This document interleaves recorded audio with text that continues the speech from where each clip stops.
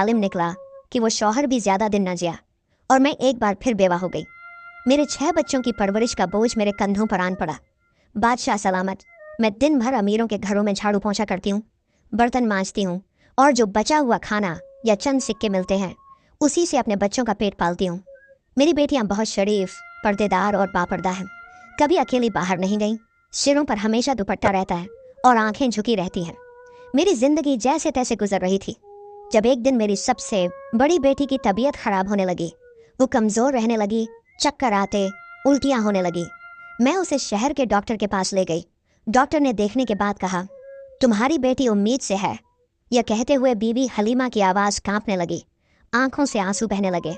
बादशाह सलामत, मेरे कदमों के नीचे से ज़मीन खिसक गई। मेरी बेटी की तो अभी शादी भी नहीं हुई थी, मैं ये कैसे मान लूँ। मैं उसे घर ले आई, गुस्से में आ गई, उसे मारा, थप्पड़ मारे, पूछा किसके साथ ऐसा किया, ये बच्चा किसका है। मगर मेरी बेटी बस रोती रही और मेरे कदमों में गिरकर कहने लगी, अम्मी मुझे नहीं मालूम, खुदा की कसम मैंने कभी किसी को देखा भी नहीं, बात तक नहीं की, मैं तो कभी अकेली बाहर भी नहीं गई, मुझे नहीं पता ये सब कैसे हुआ। बादशाह सलामत, वो मेरी बेटी है, मैंने उसे पैदा किया, पाला, सिखाया। मैं उसकी आंखों में झूठ पहचान सकती हूँ और मैं जान गई वो सच बोल रही है। हमने खामोशी इख्तियार कर ली। उसका बच्चा पैदा हुआ और हमने उसे भी सीने से लगा लिया। लेकिन चंद महीने बाद मेरी दूसरी बेटी की तबीयत बिगड़ने लगी। उसे भी उसी डॉक्टर के पास ले गई और फिर वही खबर मिली, आपकी बेटी उम्मीद से है।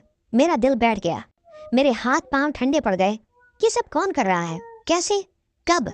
हमारे घर पर तो कोई आता जाता नहीं, मेरी बेटियां कभी बाहर नहीं निकलती, हमारे दरवाजे पर भी कोई दस्तक नहीं देता।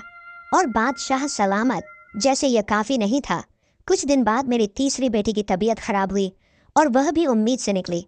मैंने सब्र किया, चुपचाप अल्लाह से फरियाद की, या अल्लाह मुझे बता दे ये सब कौन कर रहा है। लेकिन सच छुपा रहा, कोई निशान न मिला। अब मेरे सब्र का पैमाना लबरेज हो चुका है। मैं जानना चाहती हूँ कि वो दरिंदा कौन है जो मेरी बच्चियों की मासूमियत लूटकर चुपचाप गायब हो जाता है। मुझे इंसाफ चाहिए बादशाह सलामत, मुझे इंसाफ चाहिए। ये कहकर बीबी हलीमा बादशाह के कदमों में गिर गई। दरबार में खामोशी छा गई। बादशाह यज़दान का चेहरा सख्त हो गया।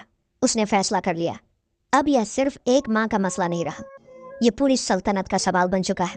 बीबी हलीमा की बातें सुनकर दरबार में सन्नाटा छा गया। बादशाह यज़दान अपनी जगह से उठा और गहरी सांस लेकर बोला, अम्मा तुम अब आकर बोली हो जब 3 बेटियों की जिंदगियां बर्बाद हो चुकी। तुम्हें तो उस वक्त आना चाहिए था जब पहली बेटी उम्मीद से हुई थी। अगर तुम तब मुझे बता देती तो शायद बाकी दोनों बच्चियों को यह दिन ना देखना पड़ता। मगर यह भी सच है, तुम जैसे गरीब लोग बदनामी के खौफ से सच को दबाए रखते हो।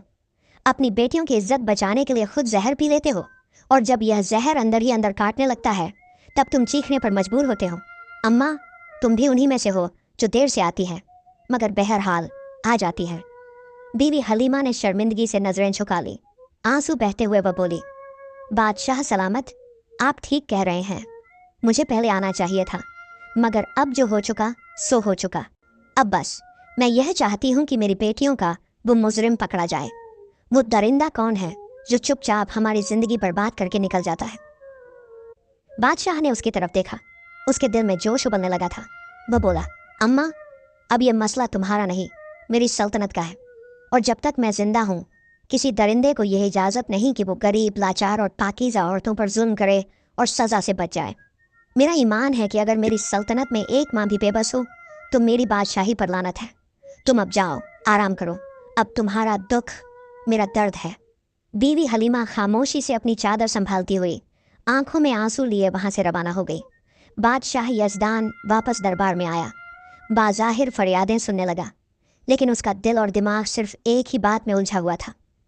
आखिर वह कौन है जो दिन के उजाले में फरिश्ता बनता है और रात के अंधेरे में दरिंदा बनकर एक माँ की 3 बेटियों की इज्जत लूट लेता है। दरबार के बाद बादशाह अपने कमरे में गया और फौरन वजीर खास को बुलाया।